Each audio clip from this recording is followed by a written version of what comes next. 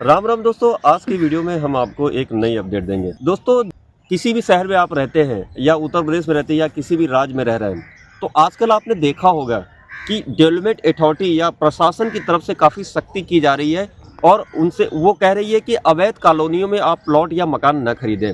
अब दिक्कत इस बात की है कि आम इंसान को क्या मालूम कि उसको अवैध कॉलोनी कौन सी है और कैसे उसको पता चलेगा।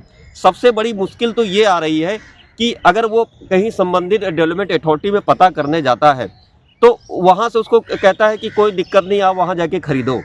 लेकिन वहाँ से जब वो जाके खरीदता है प्लॉट और उस पर पैसा अपना जुटा के उसमें मकान बनवा लेता है, उसको फिनिशिंग करवा देता है, वहाँ जाके रहने लगता है तो और वहाँ पे काफ़ी लोग रहने लगते हैं।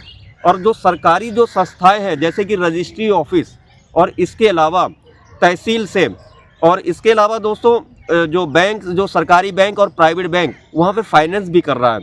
तो अब ये बताइए, अगर कोई ज़मीन कॉलोनी जो है अवैध है और वो एलडीए की है या यूपी एबीपी की है, तो वो कैसे पता चलेगा कि कस्टमर को जो वो प्लॉट ले रहा है अवैध कॉलोनी की, उसको कैसे पता चल जाएगा? जब वो बेचारा अपना आशियाना बनाकर तैयार कर लेता है और उसमें रहने जाता है, पता चला कि 6 महीने बाद एलडीए आया कि ये कॉलोनी अवैध है और आपको नोटिस पकड़ा दिया गया तोड़ने का कि इसको मतलब कि यहाँ से आप हटिए, ये एलडीए की एरिया है।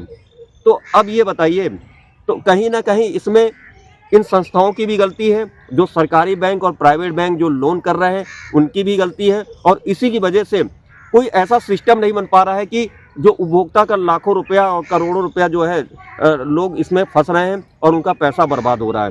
तो इसी को समस्या को देखते हुए आज मैंने ये इस संबंध में हम वीडियो बना रहे हैं। तो कहने का मतलब है कि उपभोक्ता ही क्यों जिम्मेदार रहेगा, जो आम इंसान वो क्यों जिम्मेदार है? एलडीए भी और एलडीओ को भी सोचना चाहिए। एलडीए की स्थापना जो है 1975 में हुई है, तो उसके पहले के जो मकान बने हैं तो एलडीए क्या वो सारे अवैध हैं? ये आपको देखना होगा। तो सरकार को इस बारे में सोचना होगा कि ये अवैध कॉलोनी जो आप कह रहे हैं तो वहाँ पे आप रजिस्ट्री क्यों कर रहे हो? अगर कोई प्लॉट ले रहा है तो वहाँ पे आप रजिस्ट्री कर रहे हो और वहाँ पे सरकारी बैंक लोन फाइनेंस कर रहे हो, प्राइवेट बैंक लोन फाइनेंस कर रहे हैं, तो आदमी को कैसे पता चलेगा? सरकारी संस्थाएं वहाँ पर जो लोन कर रही हैं और वहाँ पर रजिस्ट्री कर रही हैं, तो ये उनके मकड़ जाल में फंस गया है आम इंसान। अभी हाल के दिनों में आप देख रहे होंगे कि लखनऊ विकास प्राधिकरण की तरफ से लखनऊ के चारों ओर एरिया में अवैध प्लॉटिंग पे कार्रवाई की जा रही है। अब वहाँ पर जो लोग पैसा खरीद लिए हैं, जो पैसा लगा दिए हैं, उनकी रजिस्ट्री कर ली है, वो खरीद लिए हैं और जिनका दाखिल खारिज भी है, वो लोग भी बेचारे परेशान हैं। उनका पैसा, अब उनका प्रॉपर्टी का क्या होगा, रोते हुए आंसू नहीं आ रहे हैं। तो कहने का मतलब है कि सरकार को इस बारे में ज़रूर ध्यान देना चाहिए कि एलडीए अपनी कार्यप्रणाली कैसे काम कर रहा है। अगर आपको वहाँ पे प्लॉटिंग हो रही तो एलडीए क्या सोता रहता है? उसको पहले क्यों नहीं पता चल जा रहा है कि वो अवैध प्लॉटिंग है?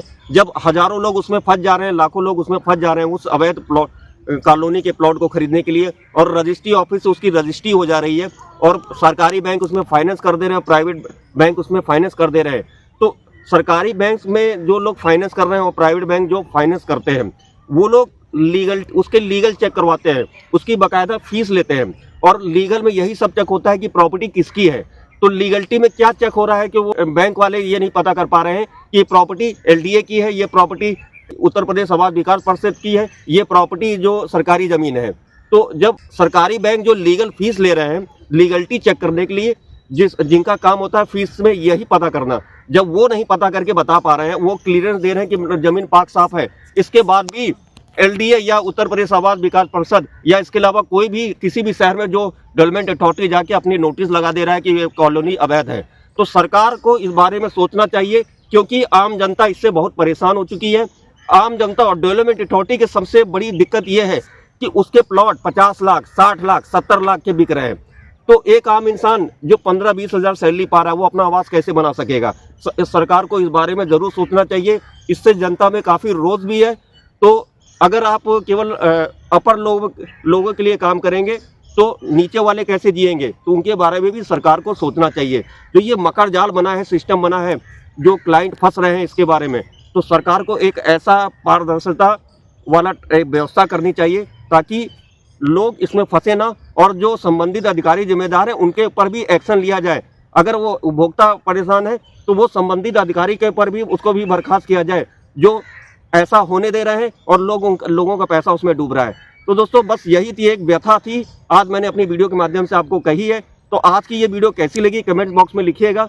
अगर हमारी वीडियो पसंद आई और वीडियो को लाइक कीजिए, शेयर कीजिए, चैनल को सब्सक्राइब कीजिए, ऑल को ऑप्शन प्रेस कर दीजिए। आप सभी को हमारी तरफ से राम राम।